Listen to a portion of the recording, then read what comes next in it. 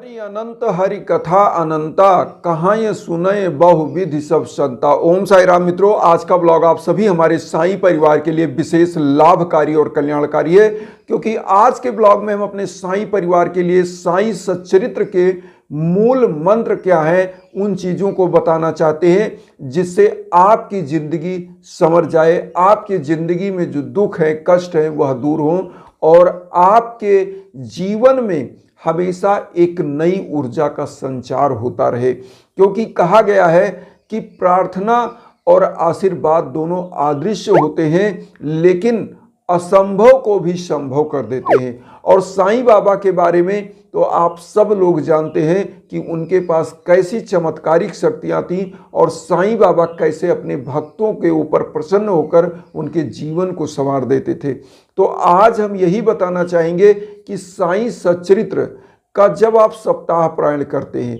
या साईं सच्चरित्र जब आप पढ़ते हैं एक चैप्टर डेली, तो वह क्या उसका मूल मंत्र है, क्या चीज़ हमको धारण करना है, क्या चीज़ हमको साईं सच्चरित्र से सीखना है, यह चीज़ आपको जानना है।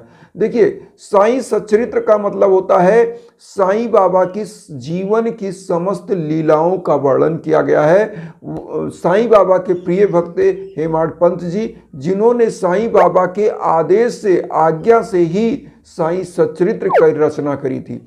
और साईं सच्चरित्र ऐसी मान्यता है कि जब हेमाड पंत जी ने रचना किया तो बाबा के सम्मुख वह आशीर्वाद के लिए गए और उन्होंने पूछा कि गुरुजी मैं कैसे यह साईं सच्चरित्र लिख पाऊंगा, क्योंकि मुझे तो हर लीलाएं याद ही नहीं है।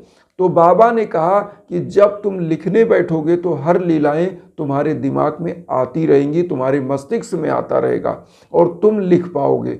तो बाबा के आशीर्वाद से ही साईं सच्चरित्र लिखी गई और वह बाबा की लीलाएं, हेमाड पंत जी केवल माध्यम थे, लेकिन बाबा ने उन लीलाओं को स्वयं उनके दिमाग में, उनके मस्तिष्क में वह देते गए और उन्होंने वर्णन किया।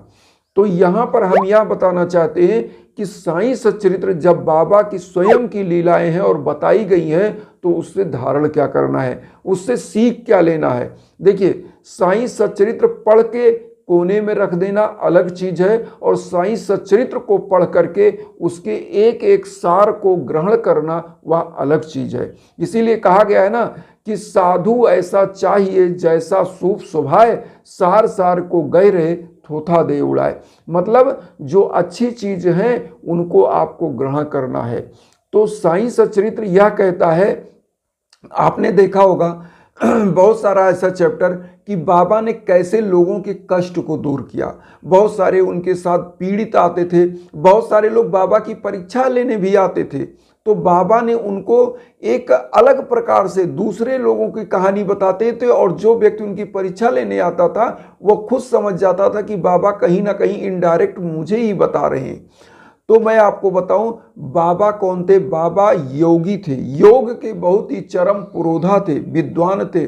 और बाबा के बारे में जो कहावत है, चूंकि बाबा को कोई नहीं जानता कि वह कहाँ जन्म लिए, कहाँ से आए, लेकिन ऐसी मान्यता है कि बाबा को समस्त प्रकार की जानकारियां आपको मैं बताऊं, अगर आप साईं सच्चरित्र पढ़ेंगे तो साईं सच्चरित्र में जो है समस्त चीज श्रीमद् भागवत से या साईं सच्चरित्र में जो भी आप मिलेगा वह कृष्ण भगवान से संबंधित चीजों को ही बता करके साईं बाबा का उदाहरण दिया गया है। तो यहाँ पर कहने का मतलब है कि जब हम लोगों को कोई भी पाठ करना है साईं सच्चरित्र का, तो बाबा ने क्या उपदेश दिया है। देखिए, गरीबों दीन दुखियों की सेवा प्रथम कर्तव्य होना चाहिए और आस्था होनी चाहिए, क्योंकि बाबा ने दो चीजें कहा, श्रद्धा और सबरी। और साईं सच्चरित्र का जो मूल मंत्र है वो क्या है, सेवा भावना होनी चाहिए, आस्था होनी चाहिए, श्रद्धा होनी चाहिए और उसके बाद सब्र होना चाहिए।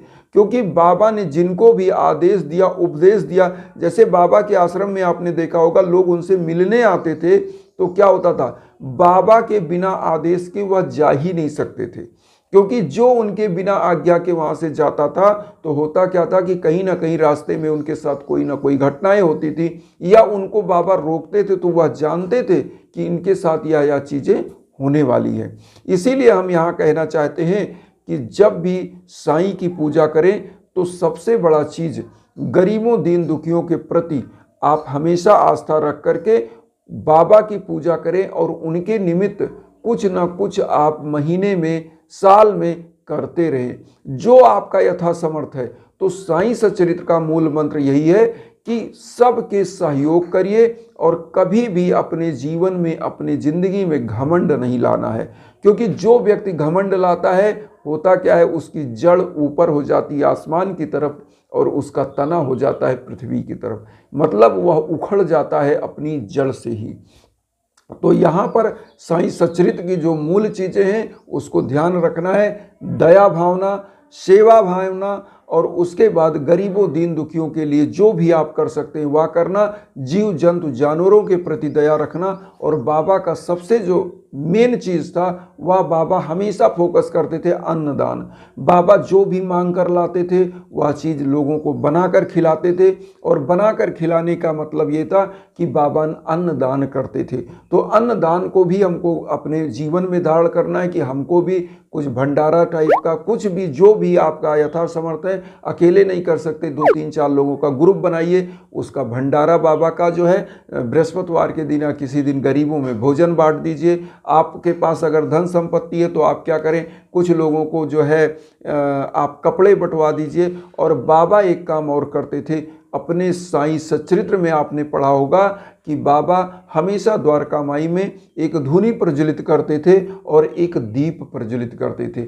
दीप प्रज्वलित करते थे और धूनी उनकी लगातार जलती थी, उसी धूनी के सम्मुख बाबा बैठते थे। तो यहाँ पर हम एक चीज़ कहेंगे कि जब भी जीवन में आपके कोई भी भीषण से भीषण बाधाएं आए, मैं अपने हर ब्लॉग में आप लोगों को बताता हूँ। देखिए, जो हवन होता है वह क्या होता है, और बाबा की धूनी ही एक प्रकार से हवन ही है जो आज भी प्रज्वलित है। मैं आपको बताऊं, उसी धूनी की ही राख जो उदी होती है उसी को हम लोग पाने के लिए बेसब्र होते हैं। जो भी साईं भक्त होता है वो चाहता है कि बाबा की उदी उसके पास रहे। तो यहाँ पर सबसे बड़ी चीज़ है कि जो हवन होता है, अब आप ध्यान दीजिएगा, बाबा की उसी धूनी के प्रकार से होता है, क्योंकि आपका नाम, आपका गोत्र, वो संकल्प लेकर के आपके नाम से मंत्रों का जाप होता है और उसी के निमित्त आपके लिए हवन होता है। और उससे क्या होता है, जब भी आपके जीवन में भीषण बाधा आती है, आपके घर परिवार में कोई ग्रह बाधा होती है, तो बाबा के नाम का यह जो हवन होता है, इससे क्या होता है, आपके जीवन में समस्त प्रकार की जो कष्ट हैं वह समाप्त होते हैं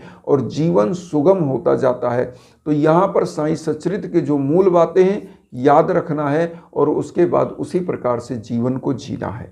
तो इन्हीं भावनाओं के साथ एक चीज़ हम कहेंगे कि वसुधैव कुटुंबकम की जो भावना हम लेकर चल रहे हैं, उसमें आप सभी लोग चैनल को सब्सक्राइब करके आशीर्वाद दीजिए। उन साईं परिवारों तक वीडियो को जरूर शेयर करिए जो किन्हीं कारणों से कष्ट में, दुख में। इसी भावना के साथ ओम साईं राम।